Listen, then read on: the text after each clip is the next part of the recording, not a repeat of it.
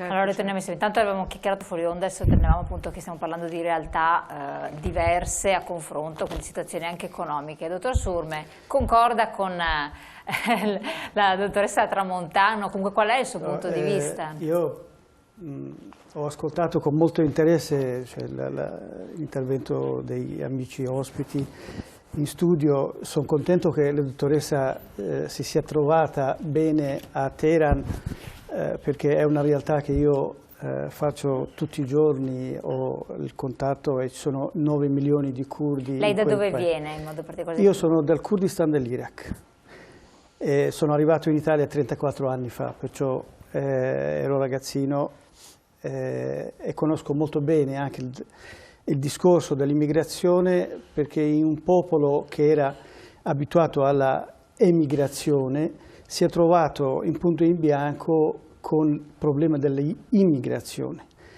e che non è stato facile, perché in Italia sono cominciati la metà degli anni 90, se vi ricordate, quel famoso nave in Albania che è arrivato in Italia, e da lì si è capito che ormai l'Italia, dato per i suoi confini geografici, il fatto che ha un confine lunghissimo che è l'acqua, in pratica il mare, e diventava un porto di entrata per molti rifugiati, profughi.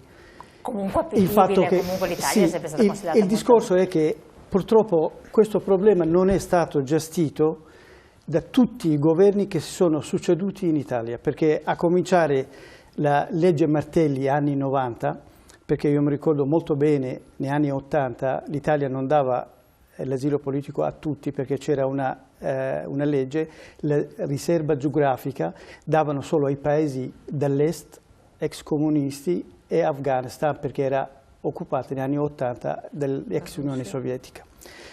E con la legge Martelli negli anni 90 hanno ripreso anche, per esempio, io come curdo che ero in Italia, ero apolide da 10 anni che non potevo andare da nessuna parte perché ero privo di tutti i documenti, avevo solo il permesso di soggiorno, e mi è stato riconosciuto, per esempio, lo status di rifugiato allora. Poi è stata fatta la legge turco-napolitano, poi Fini e Bossi-Fini. Quindi dice qualcosa che ci trasciniamo da tempo. Si trascina da molto tempo, e che tutti questi 3 leggi, che sicuramente sono leggi valide, ma non hanno potuto trovare una soluzione a questo problema, e che questo è andato a ripercuotere sulla cittadinanza italiana, sugli italiani, perché si parla spesso della integrazione, ma cosa vuol dire integrazione? Cioè l'integrazione o il rispetto per le leggi del paese dell'ospitante, cioè prima viene questo, il rispetto.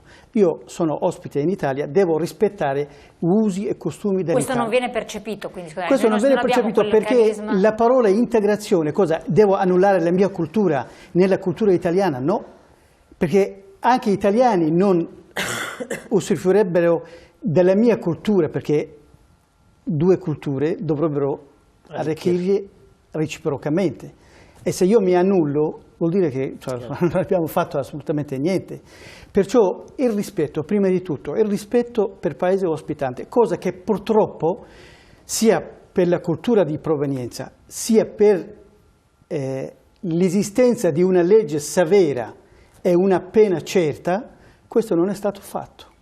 Questo non è stato fatto. Quindi una bruttissima immagine che noi diamo a chi viene dall'estero. Esattamente, purtroppo, perché io, dato che insomma, considero l'Italia come mia seconda patria, perché poi la prima patria non ce l'ho neanche come curdo, e perciò quando leggo anche sui giornali esteri quotidianamente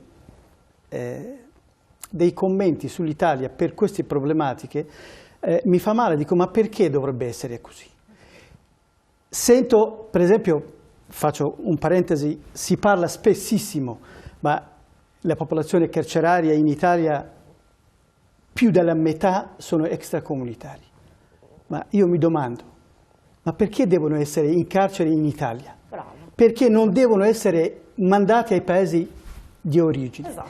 Perché l'Italia non dovrebbe mettersi d'accordo con il paese Marocco, Tunisia, Libia, altri paesi africani, e le ambasciate per cosa esistono? Cioè l'Italia ha un rappresentante in quasi tutti i paesi del mondo, cioè si mette d'accordo, non è una cosa proprio impossibile, così io riesco a rimandare la persona che ha commesso un reato e lo mando al paese di origine con un dossier, quello che ha fatto. Ma secondo lei la situazione che si sta verificando, questa destabilizzazione globale, in Europa in modo particolare, lasciamo stare le dinamiche poi che vedono anche purtroppo voi curdi coinvolti, adesso vedremo le ripercussioni che ci saranno con questo attentato qui a Istanbul. Sì. Che immagine danno, cioè noi che immagine diamo a fuori, quindi che tipo di situazione potrebbero poi provocare? Perché adesso questo discorso qua dell'Europa, di Schengen, eccetera, rimette nuovamente l'Italia in primo piano. Purtroppo l'Unione, io sono proprio convinto sostenitore del federalismo dell'Europa. Il federalismo dell'Europa. Purtroppo l'Unione Europea esiste solo sulla carta. Perché chi segue la politica estera sa perfettamente ogni paese tira l'acqua al proprio mulino, proprio a dispetto dell'altro paese. Basterebbe pensare alla Libia cosa è successo. Sarkozy non ha neanche aspettato la risoluzione dell'ONU, è andato a bombardare Bengasi. Cioè il fatto è questa unione che doveva, che i padri fondatori avevano fatto proprio sull'esperienza delle guerre mondiali che erano successe in Europa, che avevano fatto un disastro e che doveva appunto poi diventare veramente molto consolidata anche con il battimento del muro di Berlino, del ritrovamento della una parte di sé che era l'Europa dell'Est, e questo doveva diventare molto più solida. Invece purtroppo non è così, cioè tutto si gira intorno agli affari economici. Anche l'accordo di Schengen. L'accordo di Schengen è stata una conquista per l'Europa. Il fatto di non avere questo controllo. Adesso col blocco diamo un piacere grossissimo prima all'ISIS. Questi criminali, questi tagliagole, va bene, gli diamo un piacere a loro perché questo dimostra che veramente l'Europa è fragile e debole, ecco, perché questo non... Prima diceva nel primo intervento il capo ufficio studi di Eurosportello Veneto, quindi insomma il rappresentante dell'Europa. Infatti volevo adesso dar parola a lui per capire. Cioè sosteneva che questa situazione in fondo non andrà a danneggiare l'Europa, nel senso che l'Europa continuerà a esistere. Invece lei sta evidenziando che questo elemento, così come altri elementi diciamo, non condivisi, non sistemici dell'Europa, potrebbero mettere in discussione l'Europa stessa? Ma sicuramente perché il discorso che l'amico che appunto parlava del discorso dell'Europa e dell'accordo di Schengen, ma non è così, cioè il discorso è Europa, che insomma per molti viene considerata Stati Uniti, cioè una forza che può veramente mettere sia la pace, perché quando, tra parentesi, quando è successo quello che è successo in Siria, per esempio, 4 anni fa, io personalmente che vivo in Italia, abbiamo cominciato a dire guardate, bisogna intervenire, perché sennò dopo sarà molto difficile, perché la rivolta era una rivolta proprio pacifica, che le persone erano armati di telecamere, di telefonini nei confronti di un dittatore come Assad e non sono intervenuti, hanno lasciato marcire una situazione che ha lasciato quello che ha lasciato, perché 4 milioni di profughi. Adesso per esempio do questa notizia ai telespettatori di TV7, in Turchia ci sono quasi 2 milioni. E la Turchia, che ha avuto sempre una posizione ambigua di Erdogan, perché chi conosce quel paese sa perfettamente che Erdogan è stato sostenitore della nascita dell'ISIS. Erdogan addirittura sono stati i feriti dall'ISIS, sono curati negli ospedali, io ho delle documentazioni, negli ospedali turchi. Sono passati più di 3.000 che sono passati per la Turchia per arrivare alla fila dell'ISIS in Siria, con i passaporti con timbri di entrata in Turchia e uscita in Turchia per andare in Siria. Perciò questa situazione che l'Europa sta pagando a Erdogan per fargli star buono, perché i 3 miliardi stanziati proprio un mese fa, mese di dicembre 2015, per dare sostegno a questi 2 milioni di immigrati, ma voi vi domandate perché questi immigrati, questi profughi, scusate, si mettono la vita in pericolo per un passaggio dalla spiaggia turca per arrivare a quella greca e morire nell'acqua, se fossero trattati in maniera civile? No. Perché i profughi vengono trattati malissimo dalla polizia turca, i bambini spariscono per spianti degli organi, va bene? Che è una cosa gravissima, e questa è la Turchia che, fra l'altro, si accinge a diventare anche membro dell'Unione Europea e già membro della NATO. E che questo già di per sé è gravissima. Cioè io mi sono sempre domandato, anche se hai visto l'articolo, scusami Elena, ti devo dare, tu siamo colleghi, proprio alcuni giorni fa ho scritto un articolo sul Mattino di Padova, è uscito, cioè domandavo all'Unione Europea e i paesi che sono membri della NATO, ma come si fa un paese come la Turchia che sta massacrando il suo popolo, perché i curdi fanno parte della Turchia, sono 25 milioni, da 3 mesi li sta massacrando completamente, sono 5-6 città, sono coprifuoco, non hanno perfino acqua potabile, e questo è un paese che dovrebbe diventare membro dell'Unione Europea. Per quello dico, veramente non c'è solo sulla carta questo. Volevo solo una precisazione. Ci ricordiamo tutti, quando si stava costituendo l'Unione Europea, era stata proposta anche uno dei valori, uno dei punti fermi, era un'Unione Europea cattolica. Sì, no, poi dopo questo non è passato come messaggio, non è stato... E oggi ci troviamo in questa situazione. Può esserci un collegamento tra le due, tra la mancata volontà di definire l'Unione Europea cattolica e adesso con l'ingresso della Turchia? Ecco, questa è una domanda molto interessante, anche perché appunto io dicevo prima che l'Unione esiste solo sulla carta, perché i paesi che agiscono ognuno per conto suo, fatto che non pensano che l'Europa ha una sua radice, anche perché veramente se quella radice fosse conservata in maniera dovuta, cioè difesa, tutelata, sì, potrebbe confrontarsi anche con la fede musulmana, che non è quello che viene detta, quello che viene scritta, perché io non sono difensore dell'Islam, anche perché il mio popolo è stato islamizzato VII secolo d.C., perciò con la forza, fra l'altro, solo che bisogna dare a Cesare quel che è di Cesare, come si dice. Certo, se ti rispetti vieni anche rispettato. Ne è stato chiamato in causa, e quindi? No, è un bel problema, cioè nel senso che no, sicuramente l'Europa si trova ad affrontare una situazione particolarmente delicata. Ma l'immagine, quello che voglio centrare il discorso è che l'immagine che attraverso i nostri due interlocutori, diciamo così, esteri, tra virgolette, sì, viene percepita all'estero, ma poi peraltro è vera, perché quando uno fa un viaggio, se ne può, lo diceva anche Luigi Sposato, l'ho visto anch'io, è purtroppo questa. Un po' l'Italia il ventre molle dell'Europa, l'Europa un qualcosa di non ben definito, così è percepito dall'estero, non come un blocco unitario.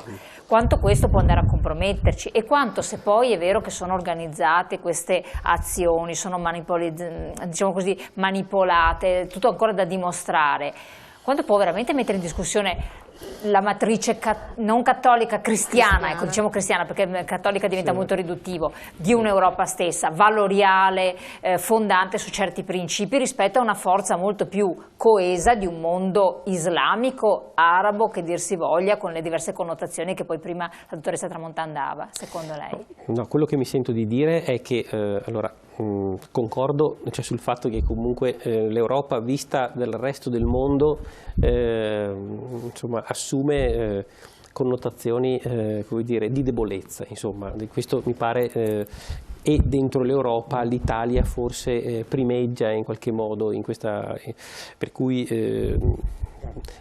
noi siamo fanalino di coda in quasi tutte le classifiche e anche su questi fatti noi ne abbiamo la conferma. No, io quello che mi sento di dire è che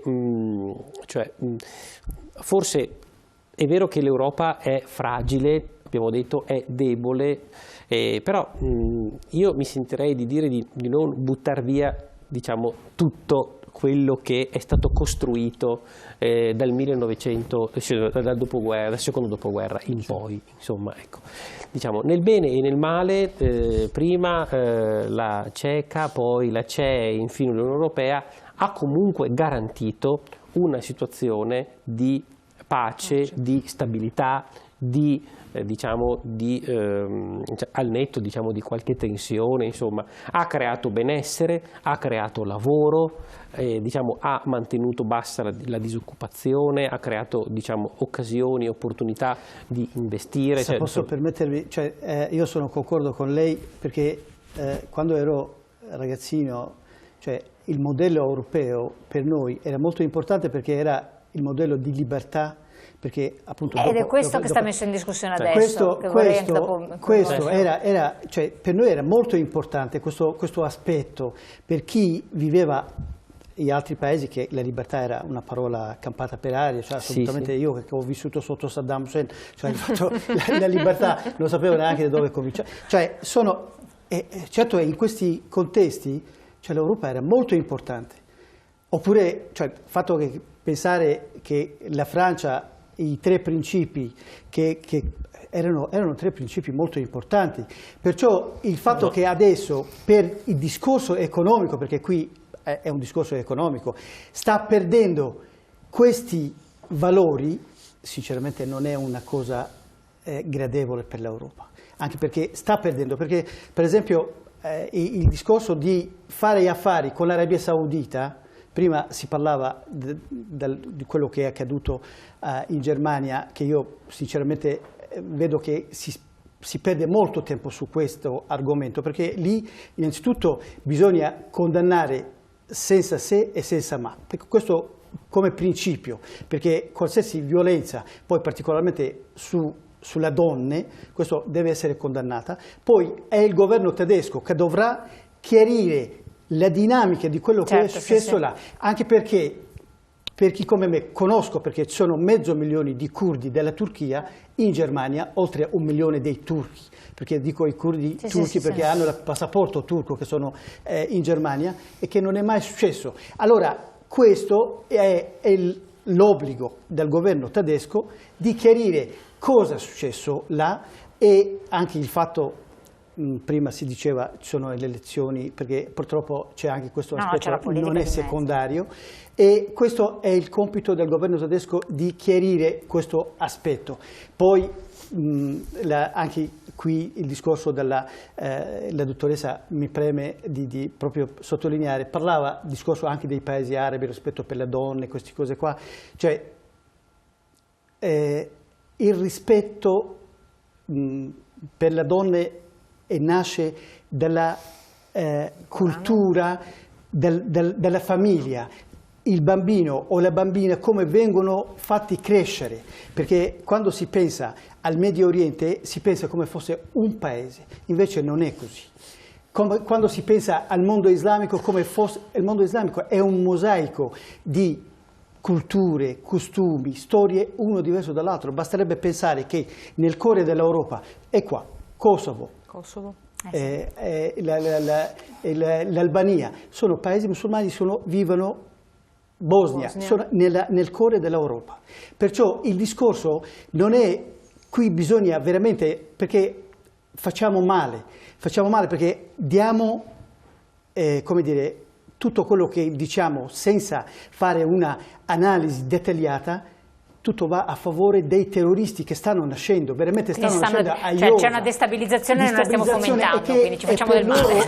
È pane per i loro denti, perciò bisogna stare veramente attenti, perché se si pensa, le donne, che una delle mogli del profeta Maometto era il femminista per eccellenza, tutte fine settimane faceva le sue riunioni con le donne. E il fatto che gli uomini di allora seppellivano le donne vive, arrivato un messaggio portato Arcangelo Gabriele al profeta, e questo è scritto nel Corano, nel 14ª sura. Che colpa hanno? Perché li uccidete? E li seppellivano, ma questo era l'uomo, era una sua cultura, è tanto vero che l'Islam, una parte dell'Islam è stata introdotta nella cultura araba, che è malissimo questo fatto qua. Bisogna anche distinguere, era chiarissimo. Sì, un intervento lungo o corto, poi c'è la pubblicità. Molto corto. Allora sì. No, volevo un po' sdrammatizzare, un po' alleggerire il tono, a livello, parlava giustamente di integrazione. Che cos'è l'integrazione? Volevo dare un piccolo aneddoto. Allora, in Oman tutte le confessioni religiose sono ammesse, anzi il sultano ha regalato le chiese ai cattolici, le chiese ai protestanti, i templi agli induisti, li ha pagati lui. Quindi tutte le confessioni sono assolutamente ammesse. Però ci sono delle regole, come diceva lui giustamente, che devono essere rispettate. Per esempio durante il Ramadan non è permesso a nessuno bere in pubblico, né bere né mangiare. È successo a un inglese proprio nel 2015 che stava guidando e ha messo in bocca una bottiglietta d'acqua.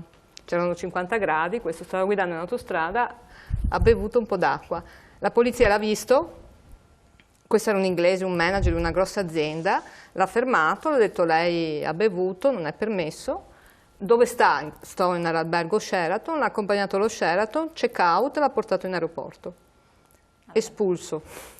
Ma e cosa vuol dire con questo? No, voglio dire che le regole devono essere rispettate. Anche a me dà fastidio durante il Ramadan non riuscire a bere in pubblico, però devo rispetto. Quindi ha ragione lui, cioè tu sei in un paese ospite, io sono ospite. Noi non dobbiamo bere, però qui è permesso qualunque cosa. Ma siamo noi che non facciamo rispettare. Che siamo su due pianeti completamente diversi, allora forse dobbiamo interrogarci come siamo in grado noi di far rispettare. O comunque l'Europa è in grado di garantire i diritti minimi ai suoi cittadini, cosa che invece riescono a fare gli altri paesi. Bisogna far rispettare. Allora, con questa parola andiamo subito in pubblicità, così dopo do la parola anche a voi, perché è interessante adesso questo aspetto che forse tocca anche elementi molto importanti. Pubblicità. Non posso bere.